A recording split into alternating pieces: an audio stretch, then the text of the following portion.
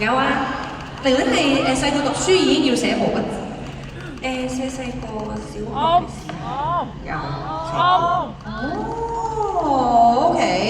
嗱，陣間咁等你教我點樣寫啦。我哋冇驚啊！嗱，呢度我哋準備中文嘅，我哋陣間等下。要寫要少。係啦。佢有泰文，佢可以寫泰文。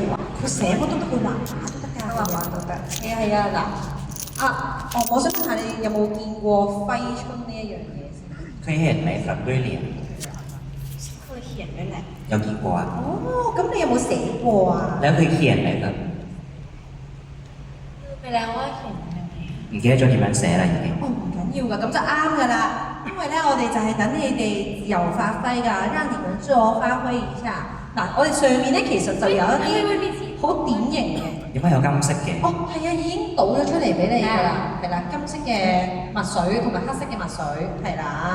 咁咧，我哋已經準備咗一啲嘅比較正統嘅字啦。咁但係咧其實畫咩都得嘅，可以畫畫又得，寫英文都得㗎。英語也可以㗎，因為咧新年祝福其實都係你信就有。咁係咯，其實你就咁寫你個名喺度，你都畫到出嚟㗎。有乜分別啊？呢兩個？個分別就係長啲啦，一個係長方形，一個係正方形。如果要寫呢個嘅話，要寫啲咩上去？呢個咧通常我哋會寫個福字上去嘅，係啦，我們通常會寫一個福。我